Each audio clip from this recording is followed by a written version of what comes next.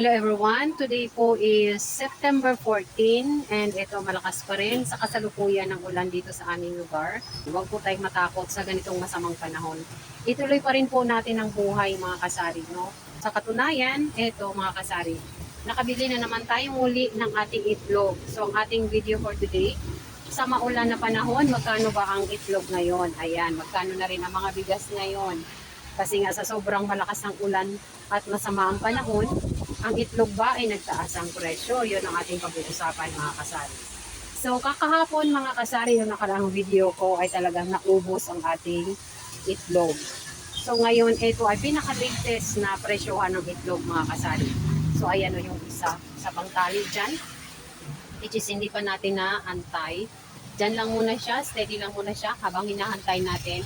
Kapag dumating yung aking in-order na mga bigas, definitely tatanggalin ko yan dyan kasi papatong natin panibago nating order na rice. So for now, dyan muna siya mga kasari. And pag-uusapan natin, sa ngayon nga na alam nyo na, sobrang maulan. Yung mga bilihin ba ay tumataas? Yes, definitely mga kasari. Took advantage din ng ating mga supplier na tumaas din ang presyo ng itlog. So nung nakaraan na wala pa tayong bagyo, mga kasari, ang kuha ko per tray ng itlog is only 225 per tray. Ngayon, na umulan lang, bumagyo din ang kanilang presyo mga kasari. Nagiging 245 per tray na po ang kuha ko sa itlog dito sa aking supplier.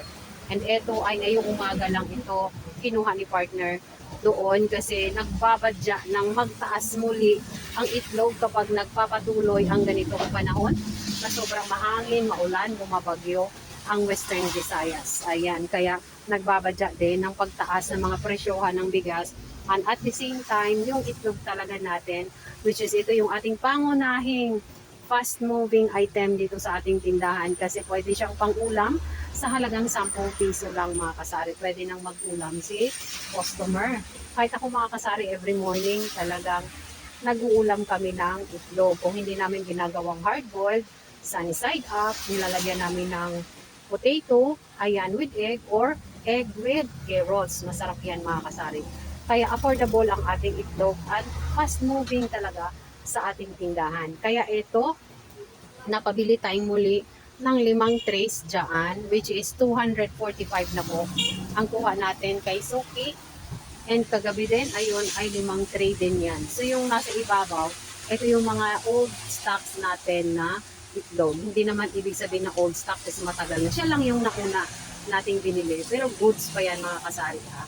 Ayan, tag 10 pesos. Kung napansin nyo may maliit dito isa. Ito yung natira na tag 9 pesos. So ngayon, lahat dyan ay tag sa 10 pesos. So kapag masama talaga ang panahon mga kasari, nagbabadya na mga presyohan na magtaas. Kaya yan, nataas ang presyo ng ating itlog ngayon. Pero anyway, mga kasari, yan po ay large size. Malaki naman po yan. So much for our eggs. Dito naman tayo sa ating rice. Ito namang ating rice, mga kasari. Hindi ko masyadong na-elaborate sa inyo kung magkano na ba talaga ang rice natin ngayon.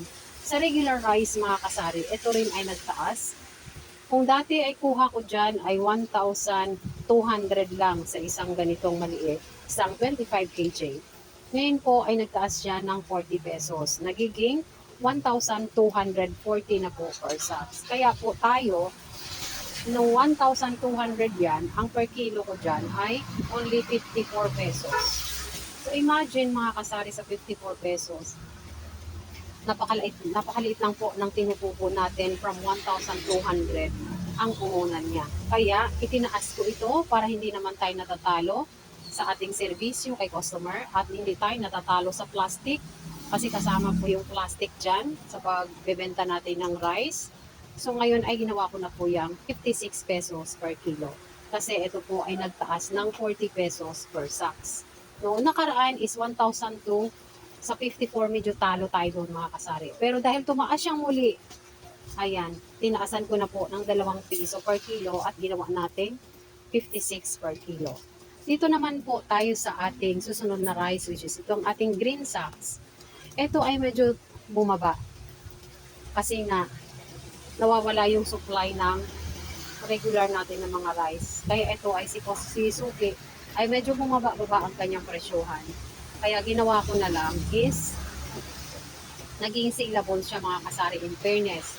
Kasi nawala ito panandalian yung ating regular na rice. So ngayon, isara muna natin ng kaunti ang ating window kasi medyo talagang lumakas-lakas na po yung ulan at hangin sa labas. Ayan, as you notice mga kasari, lumakas na ang ulan. Isara natin ng kaunti para hindi masyadong mabasa ang ating persako na mga rice. So ayan, and dito tayo sa ating Princess Bea, sobrang mabenta yan. Yan ay tag 60 pesos per kilo po. At yung ating green na sack sa Master J sa ilalim, yan ay tag 58 pesos per kilo. So far, itong Princess Bea, Master J, which is yung ating hasmin, ayan po ay sobrang mabenta dito sa ating tindahan. 58 and 60 pesos per kilo yung Princess Bea. So ngayon naman mga kasari, medyo lumakas ang ulan kaya at sumabay yung hangin, kaya medyo sinara natin ang harapan ng ating tindahan. Tuloy-tuloy lang talaga ang bentahan. Kasi tuloy-tuloy din ang ating rentahan araw-araw. Hindi talaga yan nagdi-discount si landlord. Hindi na ibig sabihin masama ang panahon, magdi-discount siya ng renta. Hindi yan mga kasari. Tuloy-tuloy ang renta sa ating tindahan. Tuloy-tuloy ang billings and expenses. Kaya dapat kahit masama ang panahon, tuloy-tuloy pa rin ang open ng ating store.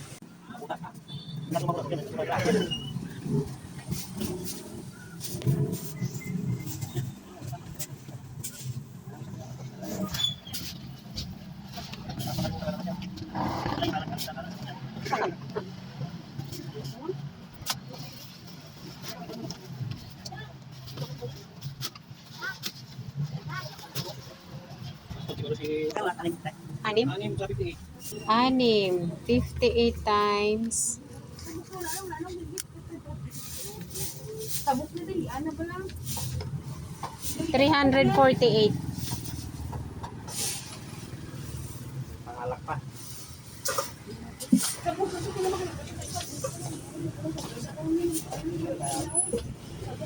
Sino lang kayo ng bebe? Nagalas, kung ayaw mo na tatuan. Kaya tuling tatuan.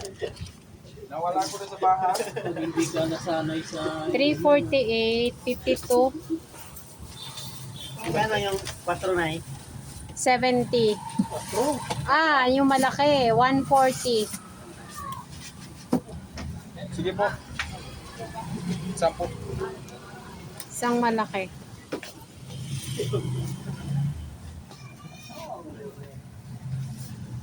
Ayaw ko na talaga na tatuan. Sige, sige po. Lahat na ba yan? Thank you. Hello mga kasari, time check po tayo. It's past 6 o'clock. 6 and 15 minutes.